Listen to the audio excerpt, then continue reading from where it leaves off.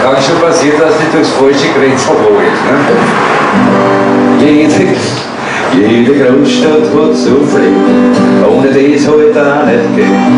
Dort wo an jeder Ecke so ein Bordsteinschwalberl steht, ja, das Rotlichtviertel. Das hat kein Bürgermeister gern.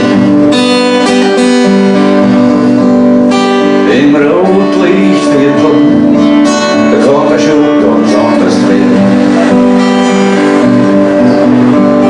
Was schon glaubst, du musst dort hingehen, oder von der Tapperer, weil es gibt immer ein paar Geschmiede, denen ist du sonst so fein, ja, im Rotlichtviertel.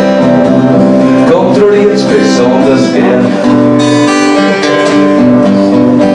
Ja, im Rotlichtviertel, da kann er schon ganz anders werden.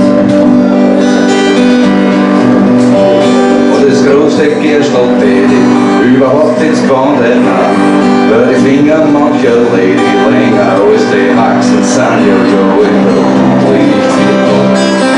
Da steht man sich auf Stufe her. Ja, im Rotlichtviertel, da kann der schon ganz anders werden. Und einen ganz frommen Pfarrer, wozu ich da einmal wo trug, doch ein ganz anderer Horror, bis er wieder haben was gestimmt, ja, ja, im Rotlichtviertel. Da ist der Himmel ziemlich fern.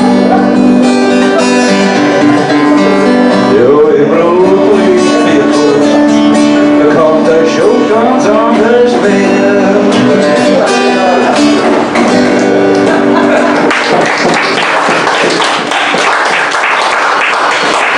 Das ist natürlich alles aus den Fingern gezogen, ich kenne da nicht aus. Ja, das war sozusagen der Beginn eines fünfteiligen, was ist schon, eines fünfteiligen Quintetts oder so, ne? Ja. Ein Quintett aus Fünfteil.